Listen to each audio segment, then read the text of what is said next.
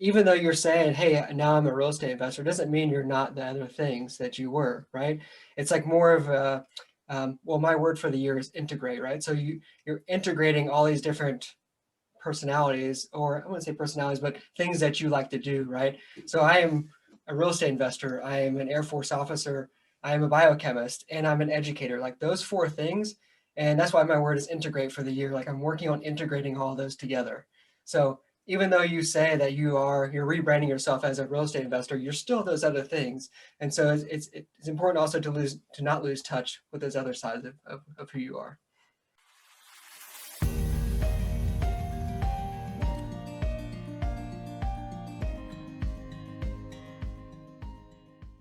Suzy, Michael, it's so great to have you on Ask Me How I Know today. Welcome to the show. It's long overdue. Absolutely. Thank you so much for having us on, Julie. It's a pleasure being here. Yeah, and I'm just so excited. I love it. I think you have more energy than I do, and maybe I'm drinking this like sparkling water, and I have one sparkling water that has caffeine in it actually, and I almost chose that, but maybe I chose wisely. Now I got to get my energy level up. Michael and Suzy, you guys have this amazing investor story that is unlike any other. And what's exciting about this for anyone listening is that if you think you have any excuses about investing, they're going to take all your excuses and make you feel, well, I'll let you decide how you feel at the end of the episode, and hopefully it's inspired. So can you tell us a little bit, one, where are you guys at? In geographically, where are you at? Yeah, so we are in Cambridge, England. So we're all the way across the pond in the UK. And you're investing in Cambridge, England, right? Totally. This is the greatest place. No, so we are investing in Tulsa and Oklahoma City, Oklahoma. So we are trying to do the whole extreme long distance real estate investing, just because we knew that there was no better time than now, right? You hear everybody say you should have started real estate investing yesterday. So we didn't want to take the chance and wait until we return in order to start that journey. Right. And we aren't trying, we are investing. Yeah, and we're going to dive into that in just a moment, but I love it that you're investing all the way from across the Atlantic Ocean and everything. And then you think about the name of your company, Adventurous Real Estate Investors, and it's almost like you could even put extreme real estate adventures. Like this is an extreme sport. This is extreme business here, because you definitely kicked it up several notches. How did you get, you're over there in Cambridge, had you already begun? Had you already drunk the Kool-Aid of apartment investing before you moved across the sea? I'll let Suzy tell the story. She tells it great. Thanks. So actually our journey started because of COVID. So with the first lockdown over here, it was a little over 100 days. And so we have had no real estate investing experience before this. But so we don't have a TV, and we just looked at each other and asked, what are we going to do during this lockdown, right? Nobody's working. We can't go outside except to exercise once a day. How are we going to fill this time? So we actually started a mini book club. And one of the books that we got to was Multiple Streams of Income. And in that book, it discusses real estate investing. So Michael looked at me one day, he's like, you just have to read this chapter, right? We have to do this. And so I was like, okay, we're on board, right? We found our next adventure. And because COVID created a space where everyone and everything was going online, it actually gave us a really great in. So we knew that we had to jump on the opportunity immediately. So we started going to the meetups, looking up all the conferences, reading as much as we could, listening to all the podcasts, indulging all of that education, just because we didn't know how long people were going to stay online, right? So we didn't want to miss the opportunity. So we tried to do as much as we could during the first lockdown. And so within that, and just through introductions and changing who we were pretty much on social media, because a big thing with that is that people know me as business and Michael as Air Force. And you have to change that identity for people to actually know what you're doing now. And so because we were putting on Facebook all the time, we're doing real estate. We were posting videos, we were posting blog articles, and with that, like that's how we met our boots on the ground, who then actually makes it all possible, right? Because with us being over here, we knew that we could be a strong team from everything on the back end, but without having the boots on the ground, it made it really difficult. But just through that posting and interaction, one of Michael's old classmates reached out and was like, hey, like I'm into real estate investing. Let's see how we can make this work. And with that like trust factor there, it was like, oh, this is, now it's definitely a no-brainer, right? Like we've gone through the steps, we know what to do. Like we've been researching and trying to like take in as much as we can and figure out how to do this. And so that part kind of worked in our favor. There's so much there that I want to go in like 20 different directions right now. So I'm like writing different things down as you're talking. Like you can't see. I try to do it in a really, private way. Like, can you see my movies? No. But anyhow, I really like something that you're pointing out, and I had to do the similar step that you took of doing a personal rebrand on yourself. That is huge. So I had to rebrand from being teacher, and I think in some people's eyes I'm still being rebranded from teacher into, no, she's a real estate investor. She was a real estate investor, but now that is all she does is real estate investing for income. So how was that rebranding process? I mean, you gave us some of the scaffolding for that, but you're talking about the different things that you posted. Can you tell us a little bit more about how you think that, I mean, obviously you got a partner from it and unearthed that, which is powerful, but any other insight on what that did for you? I mean, it's also like a mindset shift, right? So the more you post about it, the more you're telling yourself that's what you are, like, then the more confident you become. So not only like did we get the partner, like within ourselves, we grew. And I think that's also the biggest piece, right? Because there's so much fear of failure that if you don't have that confidence, like you allow that emotion to take over, which is the fear. So when you tell yourself like, this is who I am, this is who I'm going to be, you just set yourself up for success.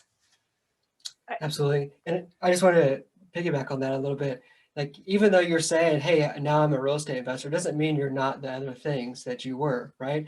It's like more of a, well, my word for the year is integrate, right? So you're integrating all these different personalities, or I wouldn't say personalities, but things that you like to do, right? So I am a real estate investor. I am an Air Force officer. I am a biochemist, and I'm an educator. Like those four things. And that's why my word is integrate for the year. Like I'm working on integrating all those together.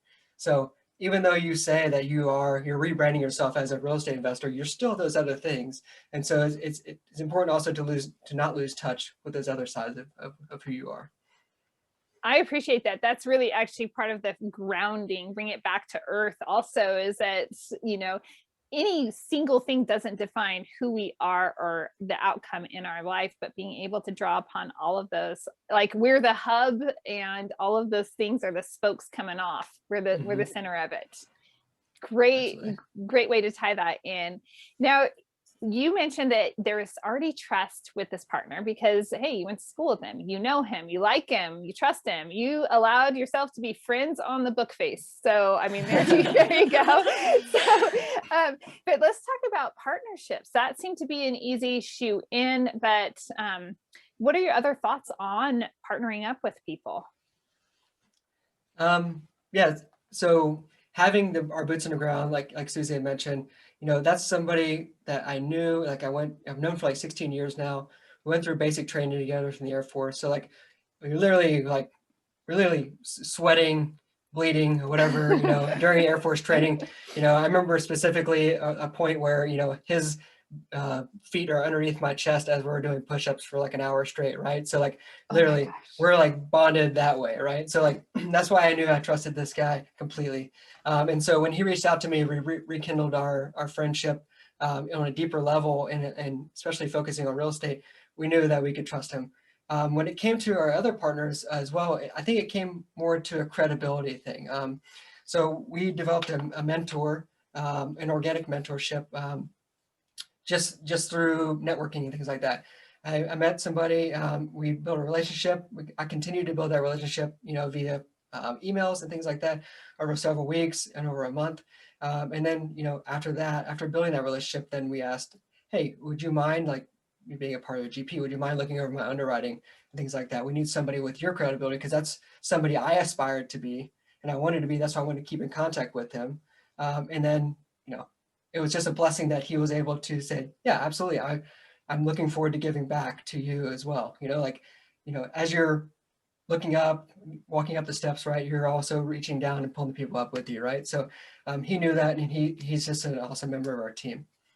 So I love that. And that's so much part of what the multifamily community offers is, amongst that abundance mindset, but that everyone's so aware of reach out and help the person. And if you're listening to this, I've personally reached out and made the phone calls at the very beginning of my, investing journey in apartments, and call those people off podcasts that would leave their number or whatever. I would just, okay, well, I'm going to call them. And I kind of felt crazy, but they were so nice and welcoming and generous, just like you experienced, with this interaction, which turned into far more. Mm-hmm. That's amazing. Now, Suzy, but off air, it was adorable because you were talking about, and anyone investing in the apartment space, we've all heard this, hey, whoever you partner up with, you're going to be married to that person for the length of the deal. And that's going to be like 5 to 7 years at this point. So you better really like that person, and you better know them. And there's this level of seriousness that is instilled to the newer investors. And I really like your perspective on this, and I'm hoping you'll share that with us. Oh yeah, absolutely. So what I was going with that is that within a business, like from the beginning, we're told like business has no emotion. But so as Julie was saying, in real estate, when we say like this partnership is like a marriage, and like you have to do the courting phase and the dating phase, that all has a lot of emotion anyways in real life.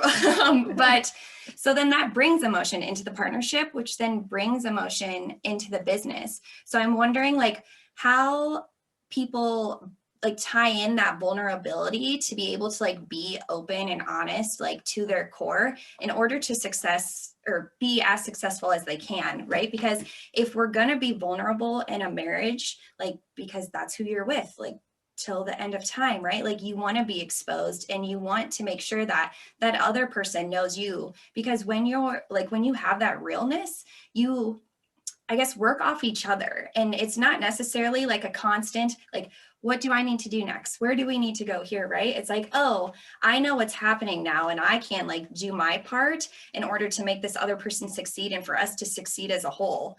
And so I just feel as if like vulnerability is a really big part of what should be in real estate investing as well, just because you're also taking care like of the community, you're taking care of the residents, and that's vulnerable within itself. And then you're taking care of the passive investors, right? So if you have this huge community with you in your asset, I just think vulnerability is a huge thing that needs to be a part of the team.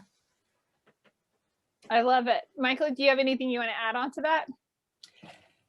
Yeah, I mean, there's a lot of things that you talk about or don't talk about, like, because a lot of people grow up not talking about finances, right? I don't know how it is when you grew up or whatever, but like, especially for me, like nobody talked about money, right? And only when you become vulnerable and you talk about those things that you're told not to talk about growing up, is when you actually make some progress, right? So like, tracking your net worth and things like that. And then when it comes to, syndications or just real estate investing in general, like finances are a huge part of it, right? Like you need to know the numbers, you need to talk about the numbers and things like that. And so a lot of times you find people who are very skittish or shy of like opening up and talking about those things, but those things actually need to be talked about. And I think, being able to be vulnerable and talk about those insecurities potentially is very important in a business relationship. And even just to like, I guess, put a different like picture to it. So like for anyone right now listening, like if you were to grab something in front of you, right? Like, and you kind of know how much it weighs. Say it's a glass of water. You're like, okay, this is 8 ounces. If you hold it out in front of you and I asked you how much it weighed, you'd be like, well, it's 8 ounces. Like that's how much the cup holds. But like in 2 minutes, when I ask you that again, like, although you know that it's 8 ounces, it feels heavier because you've been holding it, right? So in business and like in anything, if you hold on to those emotions without like letting them go or putting them down, they continue to get heavier and heavier and heavier. And because of that, like you also create a space where you are like shielded. And that's not what you want in a business, right? Like to truly succeed, like you have to be able to say like, one, like I did something wrong, or I don't know if this is going right, or like just express yourself, because we're all going to have different opinions, right? Like, although we'd like to be like matching puzzle pieces, I guess to go to another picture because this is working out, like we can all be from different puzzles, but match in different ways. So like we need to be able to recognize that and show that, because that's really how like businesses will thrive, because everybody's talking to each other and knows what's going on. That communication is imperative. And I love all your analogies. Usually I'm coming up with well, what I consider great analogies. My husband thinks they're abstract, but I'm like, I love your analogies, Suzy. They're fantastic. I'm tracking 100% here. Oh, thank you. So when Michael, you're totally right. People are very uncomfortable, generally speaking, talking about finances. They're uncomfortable talking about their net worth. I was over on Jennifer Grimson's podcast, Micro Empires. If you haven't listened to it, check it out. Love to give her a plug. But she talks about money culture on her podcast, and the concept of, you know, really understanding your view, your relationship with money. And something that came up recently, I was on her podcast, and she says, you know, what's your bottom line number? It was a natural question for what we were talking about. And I told her, I said, you know, bare minimum number. I know what my number, you know, the survival number, you know, I'm like, it's $3,000. You know, if I have $3,000, my family, we can survive, you know? And so like people aren't even usually comfortable talking about that type of level of money. And a lot of people are disengaged and they don't even know what their bottom line number is. Like, do you have any advice, tips, someone said, I don't give advice, but I give opinions. So maybe if you'd like to share your opinion on how people can open up about and become more comfortable talking about those personal numbers. In my opinion, the way I guess I started being able to be more comfortable about talking about it, and still for me, asking those questions of potential partners is a challenge for me. Just asking, hey, you know, we want to be a partner, like what is your net worth? Like we need to know those things, right? So, but in my opinion, beginning to track your own net worth and looking at your numbers and looking at your finances and looking at, like we track everything every single month, every time we go to the store, like we track everything. And I think just knowing where your numbers are and being able to track your finances successfully makes you more comfortable with it at that point. That's how I've become more comfortable with it. I tell you what, before we started doing that, like I had no idea what I was spending on this or that or whatever, and I was not comfortable talking to people about that. But now, once I've taken control of my finances, we've taken control of our finances, and we started tracking things and knowing, you know, exactly where every penny is going. That at that point, it's made us more comfortable. Or at least made me more comfortable, in my opinion. So. Yeah, and I mean, even going like off of that, I don't really know, like I want to give advice, but I can just say like what I do, right? And sure. You don't have to take it as advice. It just kind of works for me. So like when we don't want to talk about finances or anything in general, right? Where it's an emotion. So whatever emotion it is, like it's there. And so what I ask myself is, does this serve me? So if it doesn't serve me, then I need to know why. And if it does serve me, then I need to dig deeper, right? Like you need to know both sides. So like how it does serve you is that you get to like uncover more layers of who you are. And that's great. Like that is never, ever going to hurt you because that's how you grow. And so I guess, yeah, those are our two opinions / not advice. Experience and opinions combined right there. Yeah. And I agree with you. When we don't know, I think so often in most things in life, if we are uncertain about something, there's a level of discomfort that comes into life. And so if we're uncertain and unsure about our numbers and where we're spending those nickels and dimes and quarters and and all the other baller money that we have going on. But if we're uncomfortable with that and we don't know, reverse that. If we don't know where that's going, then we're probably going to be uncomfortable. And Exactly. Education really is empowering. Yeah, if we all saw it as like an opportunity for a new challenge, that might be the best part of it all, right? Because we all love, well, maybe not all of us love opportunities, but a lot of us do. And a lot of us love challenges. So if it's just like a new challenge that comes your way or anyone's way, like you can almost gamify it. And that in itself helps people. That is powerful. Absolutely powerful. So speaking of challenges and closing your first deal from overseas, what were some of the challenges that came up with that? Or was it just smooth sailing? It's like this. Yeah, I mean, every deal I feel like is a roller coaster. It has its ups and downs, and along the way from acceptance or execution of the PSA all the way through closing, right? Excuse me.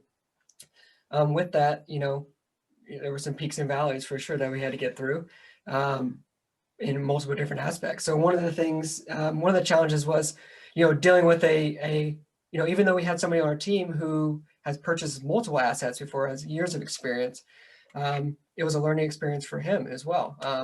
We had a seller who,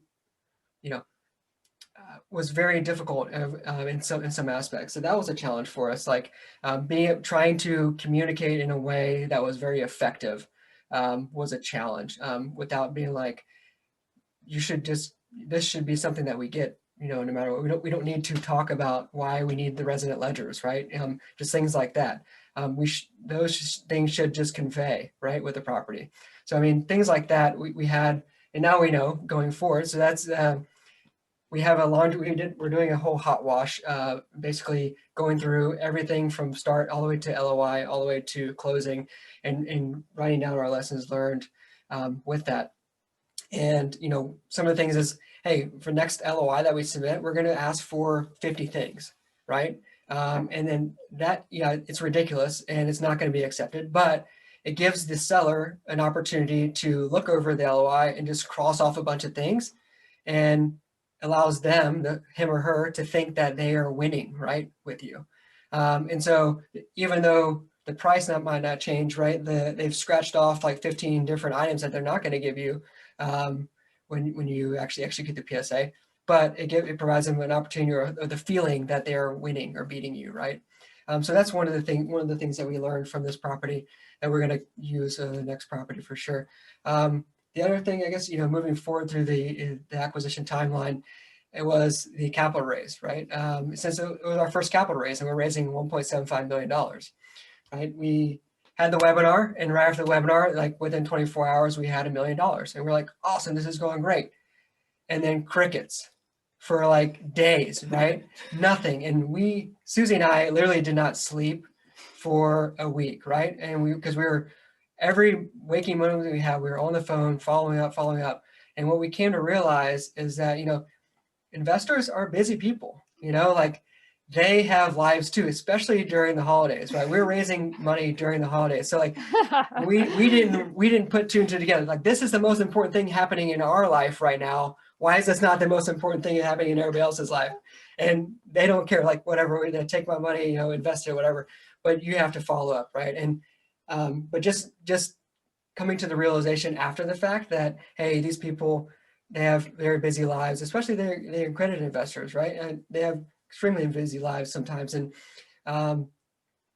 we have to realize that, hand holding is necessary sometimes, or just following up with them is also necessary. But I mean, it all worked out in the end, but that was definitely, so if anybody's doing their first capital raise, and don't worry, you'll get there. If you have the right people on your list, you'll get there. But yeah, don't freak out like we did. And when I I know forward. some seasoned investors that, you know, something happens with their asset, or, you know, they're doing a raise. I don't know that that actually goes away from what I've noticed, you know, because it is so important. There's so much on the line. And when you're at the point where you're raising the capital, you've already invested.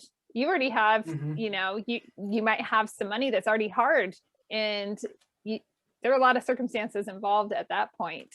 Now, I have to ask you about Followup, because like money, this is another thing that makes a lot of people really uncomfortable. And that is, I'm just going to be bugging them. I don't want to continue to badger them. They're not going to want to work with me. So what was some of the thinking behind the Followup process? How'd you coach yourselves through that? And where was your comfort level?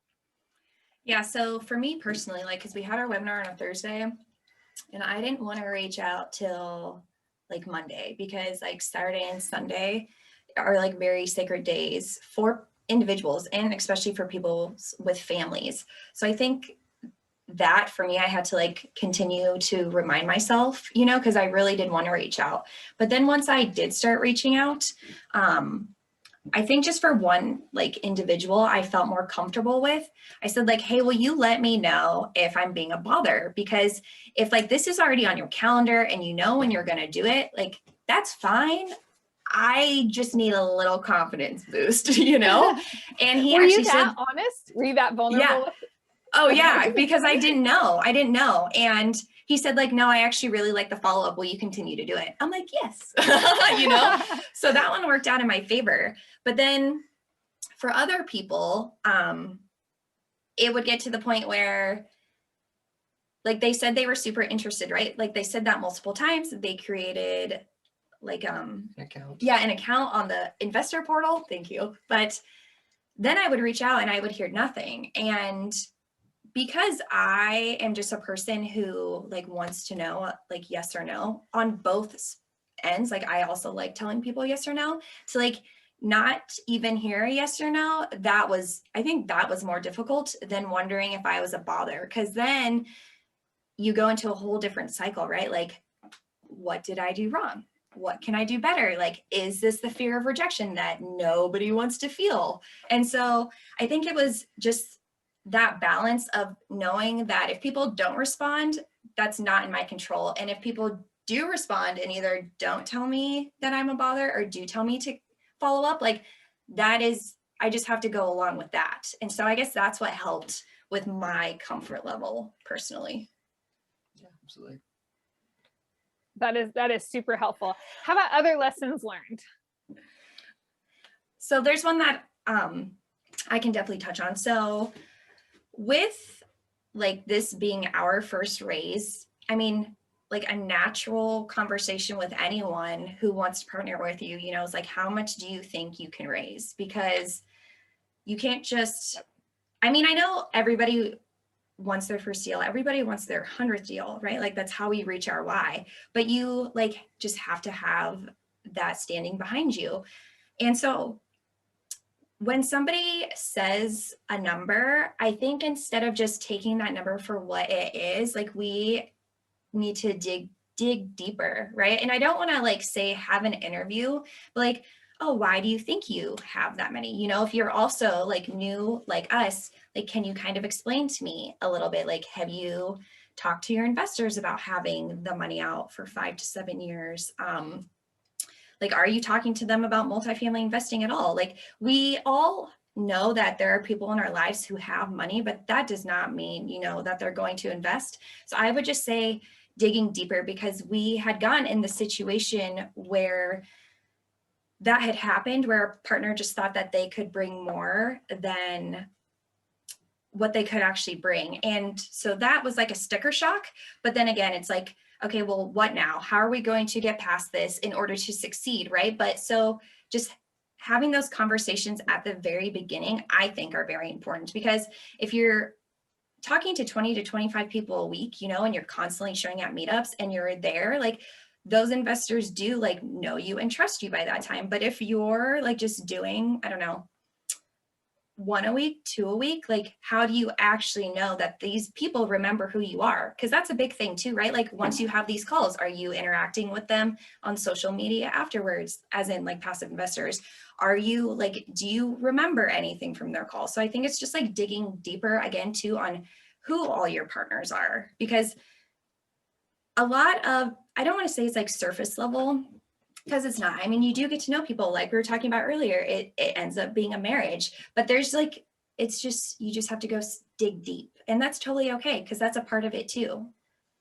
Yeah. And one thing I'll touch on the follow-up aspect.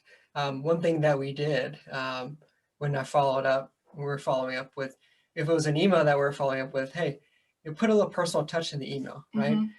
We went back and we, looked at our notes from, conversations with these people, and we, started off with, hey, how are your 4 daughters doing? Or, and what their names are, right? Like things like that really piques their interest when they first get the email. Like, oh, wow, they do remember me. Okay, cool. It's not just, I'm not just a form email that's just coming through to everybody else. Exactly. Exactly. Yeah. And then that goes along with too, like knowing what your investors want and what they need, right? And then having your partner be able to be like, well, yeah, like this is how I address emails. This is how like I've been talking to people. So that all goes along. Yeah. Do you have anything else to add for lessons learned? Yeah. Yeah. So kind of moving all the way to, let's go to the closing part, right? Sure. So one thing I would recommend is when you overnight documents, this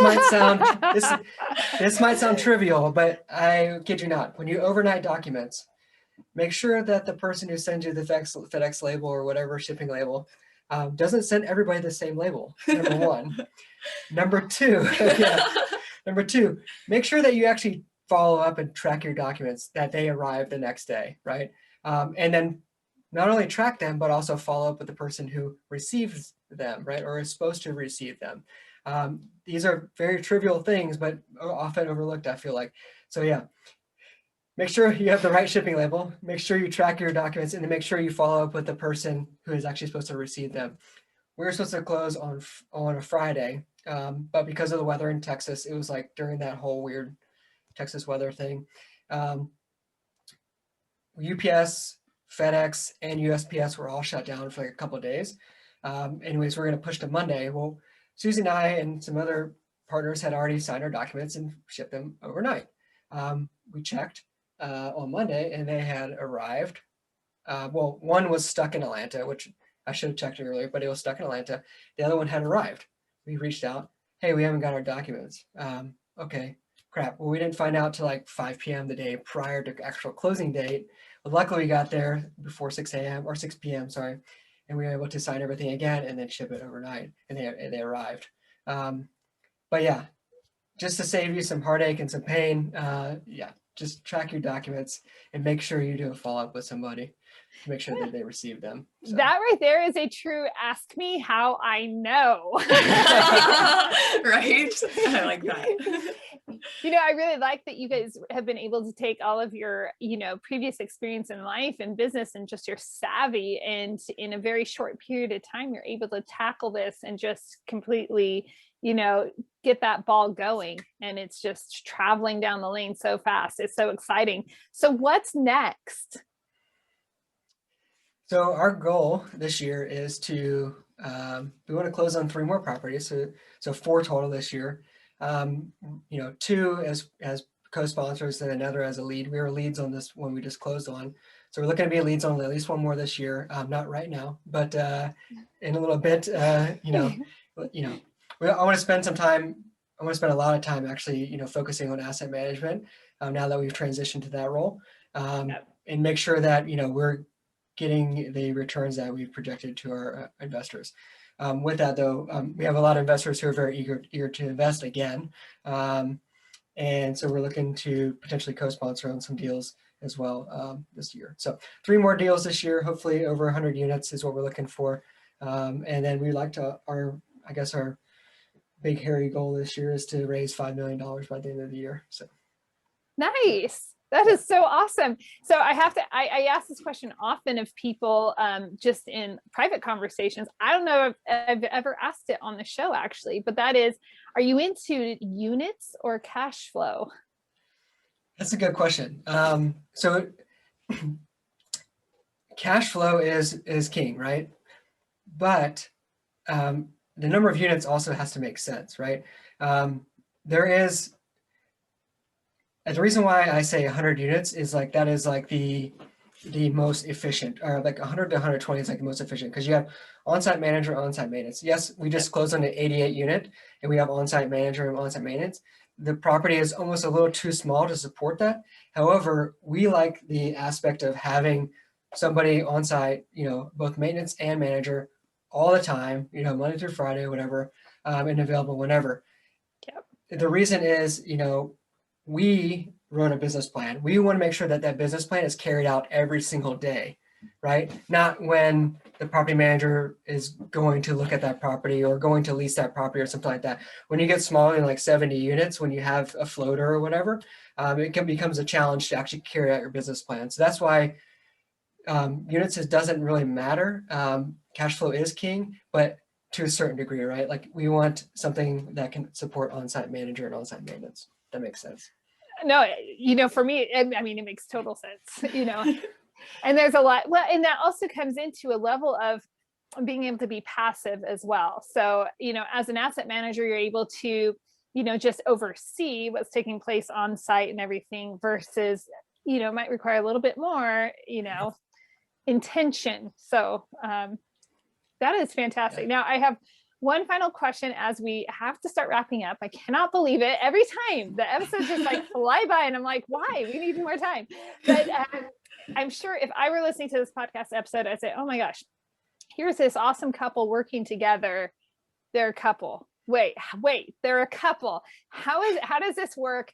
How do you guys collaborate together? Are there any challenges that you've had to overcome? Yeah, so at the very beginning, we were kind of all over the place, right? Well, one, because we were new, and two, we had never built a business together. And I don't know what we read or what it was, but right when we heard it, it was immediate. And it was, you need to delegate tasks. And once we heard that, all the light bulbs went off, and it was like, ding, ding, ding. So once we delegated tasks, it actually became a lot of fun because when people say they want more hours in their day, we together, nobody can see me doing this, but I'm putting us as one right now.